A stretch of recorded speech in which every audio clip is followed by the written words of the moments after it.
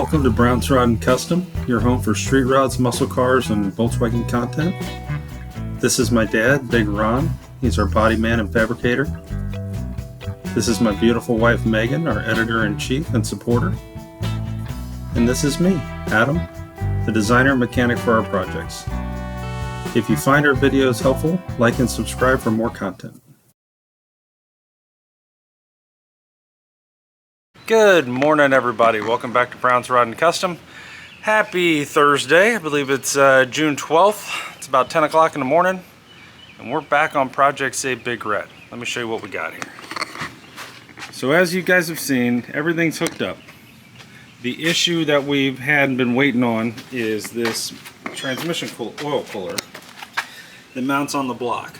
Now, the problem we've had with this, since it's out and I can show you, is right here.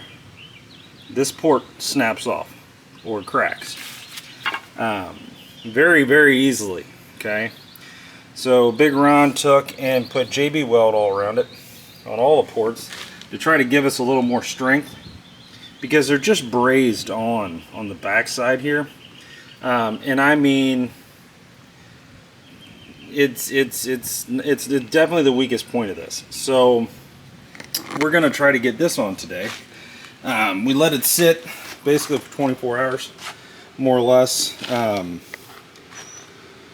It's definitely dry. That is the strongest JB weld that we could find. That's the 5,000 PSI stuff. It's not your normal stuff. 500 degree Fahrenheit stuff. So what I got to do is I got to snake that through here and mount it on the block back there and get that all hooked back up, so without snapping any ports and without anything stupid happening. So I have a plan. I'm gonna try to very cautiously get this through, and yeah, once we get it bolted up, the hardest part, the terrifying part of this is just the lines, right? Getting those transmission lines. The coolant lines are easy. They just snap on, slide right over. In the upper transmission line is easy. It's that bottom one. I mean, any torque whatsoever, and you risk having a problem. So any of these, no matter who made them, you would have the same. Yeah, and just for conversation's sake here, any of these coolers are all made the same way, so they're all going to have the same problem. So it's just one of those deals. We just got to be super cautious and gentle, and whatever the hell you got to do to get it on without snapping it. This is number 3. Okay, the first one, the port was broken when we got it. The second one, it moved when we were tightening down the line with our hands, so it leaked, and we rolled with it, and then it leaked, and we were like, perfect. So it had a hairline crack on the bottom. So this time, hopefully with the JB weld, we'll be all right. But anyway, that's what we're going to be doing. We're going to get this together, get that cooler on, get everything hooked back up, and then we're going to refill all of the fluids, transmission and coolant, because we had to drain the coolant, one for the cooler, but the other because we put a new water pump in it. So we'll fill all that up, run this thing, get it up to temp, do all the things, make sure everything still works the way it's supposed to work, and probably take this for a drive or two, barring nothing stupid happens. So pray for us, and we're going to try to get this thing done, and I'll bring it all to you here in a little bit. This isn't something I'm probably going to film just because of how bad it is. I mean, all you're going to see is my back. So I'll bring it to you once we get it in and explain to you what we did and how we did it and why and how it went. So stay tuned. I'll see you guys in a minute. Okay guys, here's where we are at. Transmission cooler is installed. Transmission oil cooler. This might be the best view I can get you of it. It's in. It was an absolute nightmare. It took about an hour and a half, but we got it in. Topped off all the fluids. Took it for a couple rides around the neighborhood. Then took it on 2 trips on a longer trip, which was probably a couple miles. Truck did grade, shift and grade. Everything's doing what it's supposed to. So very happy. We're not leaking anything. Feeling good about it. So now we got a couple things left to do. We need to top off the transfer case with transmission fluid. And then we've been messing around over here. We need to get the bottom of this bed scuffed up to match the top, and then we got to get all this taped and papered and all that and figure out what we're doing. And I need to run to O'Reilly's and pick up the bed liner kit so that we can get this sprayed. So that's kind of where we're at the moment. I just want to give you guys an update. That was a total nightmare. We got it in. We didn't. We were afraid to tighten the tranny lines too tight because we're afraid we were going to snap it. Again, you know, something stupid happened, and we started it and it was leaking, just pumping fluid out of it. So we went back up there and threw a set of balls and tightened them down, and now we don't have these. So, you know, we're getting there. Here's your daily Volkswagen Thing content, daily 40 Ford. Now we got to be cognizant of what's happening out here. It's starting to cloud up, and we're supposed to have pretty good thunderstorms tonight. So we got to be ready for that. Here's our Apache, just sitting here, hanging out, waiting for its turn. But we are getting close, boys. We're getting really close. So I think we might take a trip to O'Reilly's, pick up a couple things, and then we'll be back with you. Stay tuned, guys.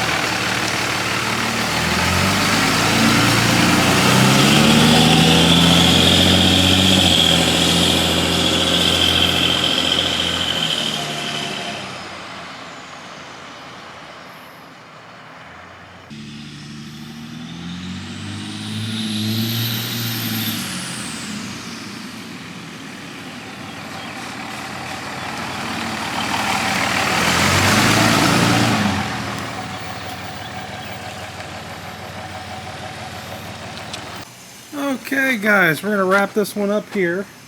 Kind of let you know where we're at. All the fluids are in the truck. Transmission cooler's installed. Been test drove pretty thoroughly today.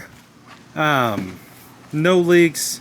We drained the transfer case and refilled it with some fresh ATF just to do it. ATF plus 4. Big Ron's cleaning up. We got some nasty stuff moving in here. That's why we're kind of cleaning up right now. We went ahead and scuffed up the bottom side of the bed. So now the top and the bottom are ready for bed liner. And we went to O'Reilly's and picked up the bed liner kit. So tomorrow morning, it's going to be bed liner day. So look for that tomorrow. We'll get this bed looking like $1,000,000. And then the next day, we'll get the frame for the Super Beetle sold on Saturday morning. I think he's going to be here between 8 and 9. And then get that out of here, and then we'll work on getting the bed back on the truck.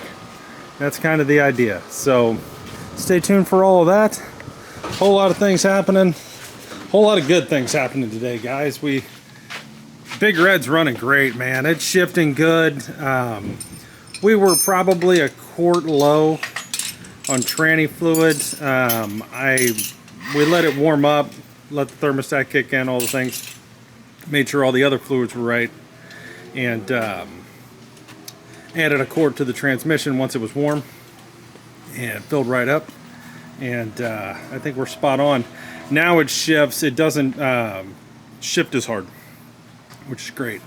But yeah, it's definitely quick. I did floor the truck. I don't think I have any boost leaks. If I do, they're minimal. The truck is significantly quicker than it used to be. It's not a race truck by any means, but it's pretty quick for what it is. Way better than what it was before we did the frame swap. I mean, it's 50% better as far as power and torque than it was before the frame swap. So that was definitely worth doing, and it's just a joy to drive. It drives good, it rides good, it steers good, it stops good. All the fluids are topped off now. We're looking really good. So that's where we're at, boys. Tomorrow we'll be working on the bed, and then probably be messing with the Apache too. So stay tuned for all of that, and probably do some welding, and we'll see you in the morning. Thanks for watching, guys. If you're watching, please like and subscribe. We do these videos every day in real time, and we post every day, so keep you guys up to date on what we're doing. Have a good one, guys.